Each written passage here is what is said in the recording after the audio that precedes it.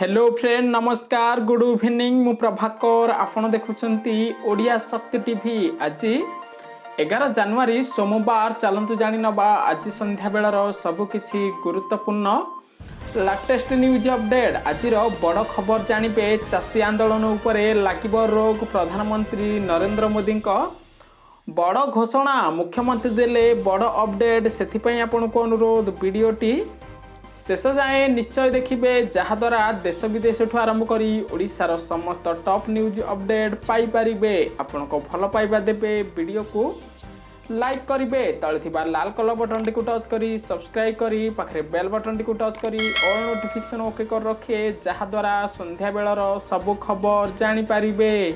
परवर्ती खबर चाषी आंदोलन प्रसंग नुआ आईन उपरे तुरंत रोक पाई प्रधान विचारपति प्रस्ताव। सूचना अनुसार शेष चाषी सपक्ष बाहरिले सुप्रीमकोर्ट केन्द्र को कले भर्सना। कृषि आईन विरोध में जारी रही चाषी आंदोलन उभय केन्द्र और चाषी मध्य बारंबार बैठक होते भी कौन समाधान बाहरी पारुनी रास्ता। एभली समय मोदी सरकार को सुप्रीमकोर्ट भर्सना करिसेंती। प्रधान विचारपति आईन लागू उपरे तुरंत रहिता देश पाई प्रस्ताव देइसेंती। सेपटे दिन को दिन देश में चाषी आंदोलन बढ़ुथिबार देखि सुप्रीमकोर्ट बड़ पदक्षेप नहीं। परवर्ती खबर आज कॉलेज और विश्वविद्यालय पाठ पढ़ा आरंभ होला। सूचना अनुसार दीर्घ 9 मास पर आज राज्य में विश्वविद्यालय डिग्री कॉलेज गुड़िक पाठ पढ़ा आरंभ होईछि। यूजी पीजी विभाग केवल शेष वर्षर छात्र छात्री शिक्षानुष्ठान आसीपारे। एथिपाई शिक्षा विभाग पक्षरु पूर्वरु निर्देश जारी करा जायथिला जहाद्वारा कोविड नियम पालन करी छात्र छात्री माने पाठ पढ़ी पारिबे बोली सूचना मिलिछि। आसिला सबुठु बड़ भयंकर खबर 8टी राज्य को व्यापिला बर्ड फ्लू। राजधानी रे हईचई चिड़ियाखानार सबु पक्षी को मारिबाकू दियागला निर्देश। सूचना अनुसार घातक कोरोना भाइरस महामारी भितर देश में बर्ड फ्लू व्यापारे लगी। वर्तमान 8टी राज्य में बर्ड फ्लू चिन्हट होइतिबार सूचना मिली। ताहा सहित बढ़ुतिबा मामला को दृष्टि रखी राज्य माने सावधानता अवलंबन करिसेंती। सेहीपरि कानपुर चिड़ियाखाना रे सबु पक्षी को मारिबा को निर्देश दियागला। ताहा सहित दिल्ली रे मध्य बर्ड फ्लू आतंक सृष्टि होइछि बोली सूचना मिली।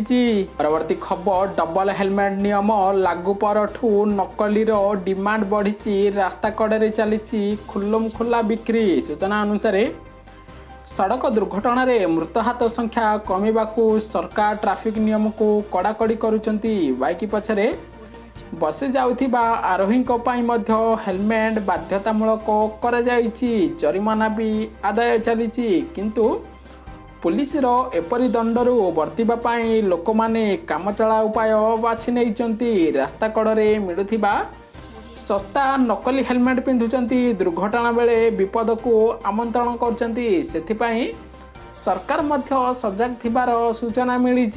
परवर्ती खबर विश्व स्वास्थ्य संगठन मैप रे भारत ठू अलगा जम्मू काश्मीर और लद्दाख चीन बल रे करुची काम। सूचना अनुसार विश्व स्वास्थ्य संगठन वेबसाइट रे भारतर मानचित्र को भिन्न करी प्रकाशित कर जाइछि। एही मैप रे जम्मू काश्मीर एवं लद्दाख अंचल को भारत ठारू भिन्न करी प्रदर्शित कर जाइछि। विश्व स्वास्थ्य संगठन वेबसाइट रे कोरोना भाइरस संपर्कित डैशबोर्ड रे विश्वर एक मानचित्र प्रकाश करा जायछि। जेउथिरे भारतीय मानचित्र को देखिले आपण जानि परिबे जम्मू काश्मीर लद्दाख एहार अंश बोली लागिब नाही। एहा चीन बल रे करा जायथिबार प्रश्न उठिछि। परवर्ती खबर सरिला डेडलाइन कटिब एथर आपणक फाइन। सूचना अनुसार गत रविवार थिला 2019-20 आर्थिक वर्षर आयकर रिटर्न दाखल करिबार शेष दिन। एहा पूर्वरु आईटीआर फाइल करिबार शेष तारीख डिसेंबर 31 रहिथिला। विभागीय त्रुटि और करदातांक निवेदन को सम्मान जणाई सरकार एहार अवधि जनवरी 10 तारीख पर्यंत घुंचाई देइथिले। फलरे आईटीआई रो फाइल करिबार शेष सुजोग रविवार रहिथिला। जेउ करदाता माने सेमानकर फाइल कौनसी कारणवशतः करि पारनांती सेमानकु ବର୍ତ୍ତମାନ ଫାଇନ୍ ଦେବାକୁ ପଡ଼ିବ ବୋଲି ସୂଚନା ମିଳିଛି।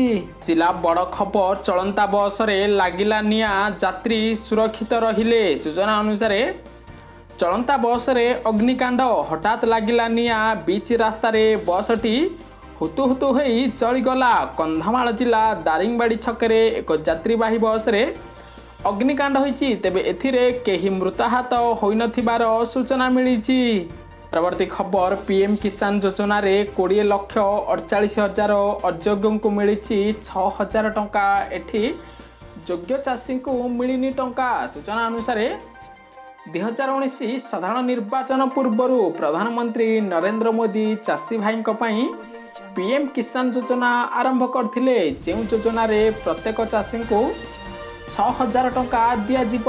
ଏଥିରେ ମଧ୍ୟ କିଛି ସର୍ତ୍ତ ରଖାଯାଇଥିଲା। ସର୍ତ୍ତ ଅନୁସାରେ ଯେଉଁ ଚାଷୀଙ୍କର 2 ଏକରରୁ କମ୍ ଜମି ଅଛି ସେମାନଙ୍କୁ ପ୍ରତ୍ୟେକ ବର୍ଷ 6,000 ଟଙ୍କା ଦେବେ ମୋଦି ସରକାର। କିନ୍ତୁ ଆର୍ଟିଆଇ ବହୁତ ବଡ଼ ଖୁଲାସା କରିଛି। ଦେଶରେ 21 ଲକ୍ଷ ଏମିତି ଚାଷୀ ଅଛନ୍ତି ଯେଉଁମାନଙ୍କର 10ରୁ 20 ଏକର, 30, 40 ଏକର ଜମି ଥାଇ ବି ସେମାନଙ୍କୁ ପ୍ରଧାନମନ୍ତ୍ରୀ କିଷାନ ଯୋଜନାରେ 6,000 ଟଙ୍କା ପଠାଇଛନ୍ତି ସରକାର। ଯାହାଦ୍ୱାରା ପ୍ରଶ୍ନ ଉଠୁଛି, ଏଠି ଗରିବ ଚାଷୀ ଭାଇମାନେ ବର୍ତ୍ତମାନ ସୁଦ୍ଧା ପିଏମ୍ କିଷାନ ଯୋଜନାରେ ଟଙ୍କା ପାଉନଥିବା ବେଳେ ବଡ଼ ବଡ଼ିଆମାନଙ୍କୁ ଟଙ୍କା ଦେଇଛନ୍ତି ସରକାର ବୋଲି ସୂଚନା ଆସିଛି। ଆଜିର ପରବର୍ତ୍ତୀ ଖବର, ଆଜି ପୁଣି ଓଡ଼ିଶାରୁ 244 ଜଣ ନୂଆ କରୋନା ଆକ୍ରାନ୍ତ ବ୍ୟକ୍ତି ଚିହ୍ନଟ ହେଲେ। ଆଜି ଜଣଙ୍କର ମୁଣ୍ଡ ନେଲା କରୋନା ଭାଇରସ୍। ସୂଚନା ଅନୁସାରେ ଓଡ଼ିଶାର ଆଜି 244 ଜଣଙ୍କ ମଧ୍ୟରୁ କ୍ୱାରେଣ୍ଟାଇନ୍ ସେଣ୍ଟରରୁ 142 ଜଣ ଚିହ୍ନଟ ହୋଇଥିବା ବେଳେ ସ୍ଥାନୀୟ ଅଞ୍ଚଳରୁ 102 ଜଣ ଚିହ୍ନଟ ହୋଇଛନ୍ତି।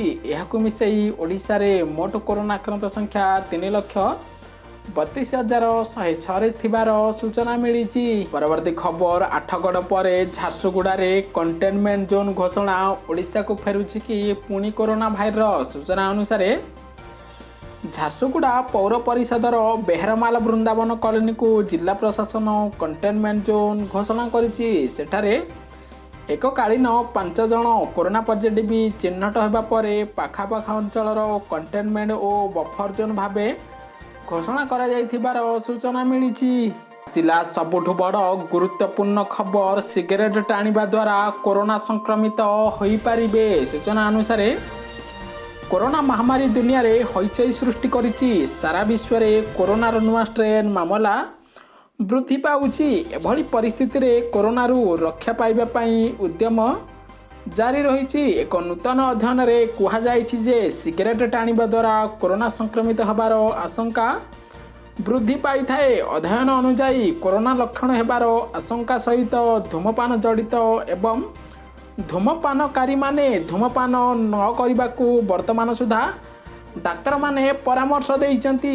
ଏହି ଅଧ୍ୟୟନ କିମ୍ସ କଲେଜ ଲଣ୍ଡନର ଅନୁସନ୍ଧାନକାରୀ ତଥ୍ୟ ଦେଇଥିବାର ସୂଚନା ମିଳିଛି, ଯାହାଦ୍ୱାରା ଯେଉଁମାନେ ସିଗାରେଟ୍ ଟାଣୁଛନ୍ତି ସେମାନେ ଅଧିକ ପ୍ରକାରରେ କରୋନା ଭାଇରସର ଶିକାର ହୋଇପାରିବେ ବୋଲି ତଥ୍ୟ ମିଳିଛି। ଛାତ୍ରଛାତ୍ରୀଙ୍କ ପାଇଁ ବହୁତ ବଡ଼ ଖୁସି ଖବର, ଛାଡ଼ ହେଲା ସ୍କୁଲ ଫି। କେତେ ଟଙ୍କା ଛାଡ଼ ହେଲା ଜାଣି ନିଅନ୍ତୁ। ସୂଚନା ଅନୁସାରେ ସ୍କୁଲ ଫି ଛାଡ଼କୁ ନେଇ ହାଇକୋର୍ଟଙ୍କ ଚୂଡ଼ାନ୍ତ ନିଷ୍ପତ୍ତି। ହାଇକୋର୍ଟ କହିଛନ୍ତି ଯେ ଘରୋଇ ସ୍କୁଲ ଉପରେ ସରକାରଙ୍କ କର୍ତ୍ତୃତ୍ୱ ରହିଛି, ତେଣୁ ସରକାର ଚାହିଁଲେ ସ୍କୁଲ ଫି କମାଇବା ନିର୍ଦ୍ଦେଶ ଦେଇପାରିବେ। କେତେ ଟଙ୍କା କମାଯାଇଛି ଜାଣି ନିଅନ୍ତୁ। 6,000ରୁ 12,000 ଟଙ୍କା ପର୍ଯ୍ୟନ୍ତ ଟିଉସନ୍ ଫି ଉପରେ 7.5% କମିଥିବା ବେଳେ 12,000ରୁ 24,000 ପର୍ଯ୍ୟନ୍ତ 12%, ସେହିଭଳି 24,000ରୁ 48,000 ପର୍ଯ୍ୟନ୍ତ 15%, 48,000ରୁ 72,000 ପର୍ଯ୍ୟନ୍ତ 20%, 72,000ରୁ 1 ଲକ୍ଷ ପର୍ଯ୍ୟନ୍ତ 25% ଛାଡ଼ ହେବ ବୋଲି ସୂଚନା ମିଳିଛି। ପରବର୍ତ୍ତୀ ଖବର, ଭାରତୀୟ ବ୍ୟାଟ୍ସମ୍ୟାନଙ୍କ ଦମଦାର ବ୍ୟାଟିଂ ରୋକିଲା ଅଷ୍ଟ୍ରେଲିଆର ବିଜୟ। ଡ୍ର ହେଲା ତୃତୀୟ ଟେଷ୍ଟ ମ୍ୟାଚ୍। ସୂଚନା ଅନୁସାରେ ଭାରତ ଅଷ୍ଟ୍ରେଲିଆ ମଧ୍ୟରେ ଖେଳାଯାଉଥିବା ସିଡନୀ ଟେଷ୍ଟରେ ଭାରତ ବିଜୟ ଲକ୍ଷ୍ୟର ପିଛା କରି ମ୍ୟାଚ୍କୁ ଡ୍ର ରଖିଛି। ଏପର୍ଯ୍ୟନ୍ତ ଦଳ 5ଟି ୱିକେଟ୍ ହରାଇ 334 ରନ୍ ସଂଗ୍ରହ କରିଛି। ସେପଟେ ଭାରତର ବିଜୟ ପାଇଁ 407 ରନ୍ ଦରକାର ପଡ଼ିଥିବା ବେଳେ ଦଳ ଏହାକୁ ଡ୍ର କରିଥିବାର ସୂଚନା ମିଳିଛି। ଭିଡ଼ିଓଟି ଫୁଲ୍ ଦେଖିଥିବାରୁ ଆପଣଙ୍କୁ ବହୁତ ବହୁତ ଧନ୍ୟବାଦ। ଭିଡ଼ିଓକୁ ଲାଇକ୍ କରି ସମସ୍ତ ଓଡ଼ିଶାବାସୀଙ୍କୁ ସେୟାର କରନ୍ତୁ। ସମସ୍ତେ ଚାଷୀ ଭାଇଙ୍କ ପାଖରେ ଏହି ଭିଡ଼ିଓ ପହଞ୍ଚିବା ନିହାତି ଦରକାର, ସେଥିପାଇଁ ଭିଡ଼ିଓକୁ ଅଧିକରୁ ଅଧିକ ସେୟାର ନିଶ୍ଚୟ କରିବେ।